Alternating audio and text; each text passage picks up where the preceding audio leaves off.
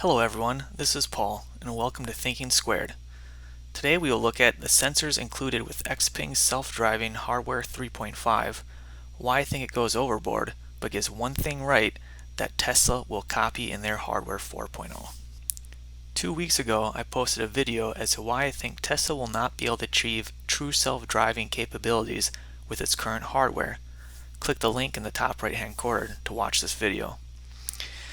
And the main reason why is due to the limitations of their current sensor suite. In this video, I pointed out that there seems to be a gap in how far these wide forward-facing cameras can see. They can only see 60 meters, which I don't believe is far enough to make a left or right-hand turn when there's high-speed traffic coming from either direction. As well, the rear-facing camera can't see far enough, and I think there'll be a new placement for that. And finally, I do not believe the placement of the wide forward camera is in the right position. It's currently on the B pillar, which is by your head when you're seated all the way back in a car. However, I believe it should be next to or near the side mirror to be able to see around tight situations. For example, just last week I was trying to leave a parking lot and there was cars parked on the left and right hand side of the entrance of the parking lot. And I was trying to make a left hand turn. There's one lane of traffic coming from the left and one lane of traffic coming from the right. And in order to do so, I had to pull my car forward, lean extremely far forward in order to see if there was cars coming. This put my head right next to the side view mirrors, and this is why I believe that's where the camera needs to be placed in order to achieve full self-driving. Recently, a friend of mine sent me a fully charged show video about the new car Xpeng is producing, the P5. And in this video, it went over some of the sensors Xpeng is using to try to achieve full self-driving. And this is when I saw they had a camera placed exactly where I thought one should be in order to achieve a truly self-driving vehicle. Before we watch this review, let's check out Xpeng's own video about the sensors they are using on the P5, their hardware 3.5.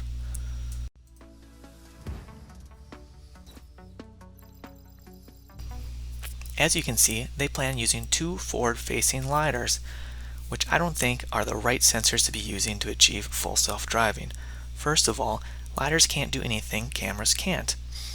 Lidars cannot see through rain, snow, or fog, just like a camera, and cameras can do things like read signs. So if you were pulling up to a construction zone and a sign said, "Detour, take a left," a camera would be able to read that and understand it, whereas lidar would just see the outline of a sign and not understand the words that are on it.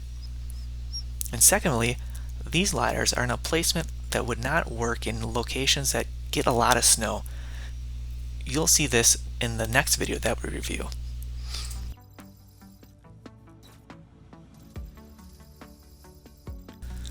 They also plan on using 12 ultrasonic sensors. Tesla currently uses some ultrasonic sensors as well.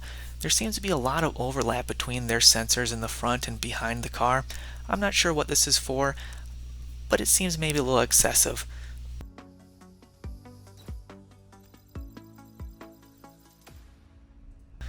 They also have a suite of 5mm wave radars. Tesla recently ditched their radar completely, and I don't think radars are needed for full self-driving.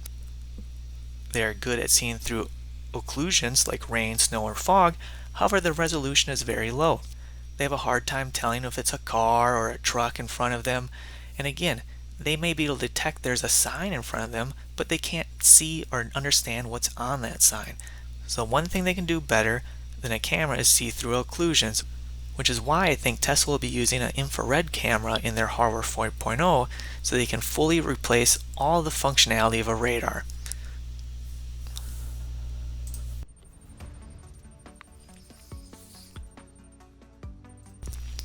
And it looks like they'll be using 5 cameras, one rear-facing camera to see behind them, and then 2 side cameras on each side of the car, one facing forward and one facing backwards.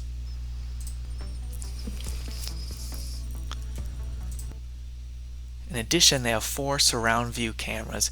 My interpretation of this is these cameras are for short-range situations like parking, which makes me wonder why they have so many ultrasonic sensors if they're using these cameras for situations where objects are very close to the car.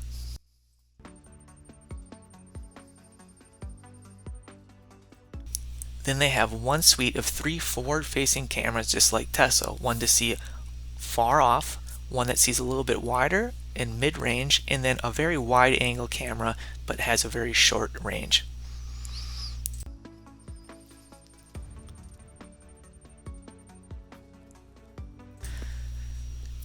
As well, they have one driver monitoring camera, which Tesla now includes in their cars as well.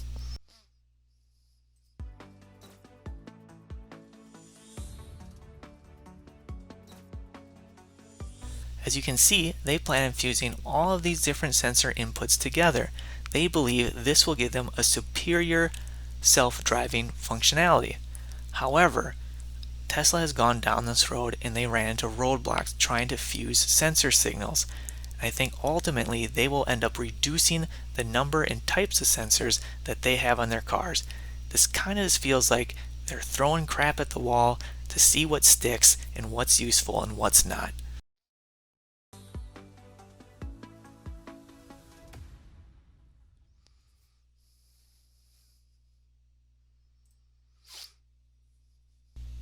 Now let's take a look at the fully charged show video that my friend sent me.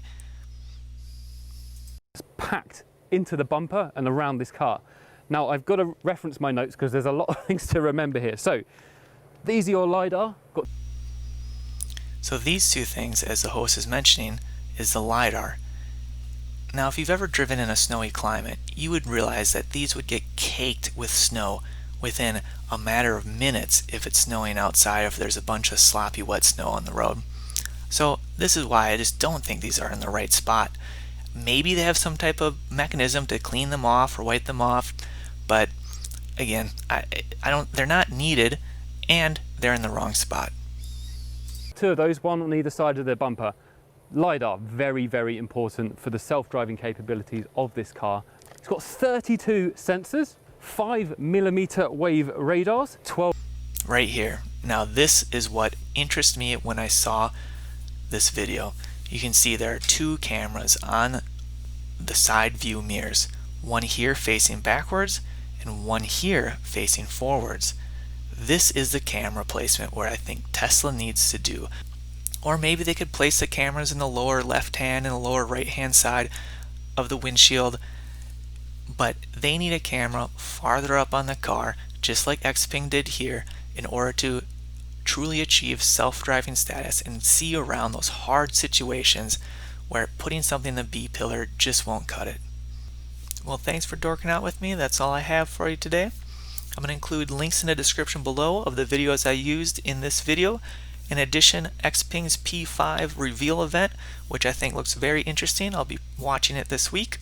If you liked my content, I'd appreciate a subscribe, a like, send it off to some of your friends who you think would be interested in seeing this, and leave a comment below of any content you would like me to cover in the future. Thanks again.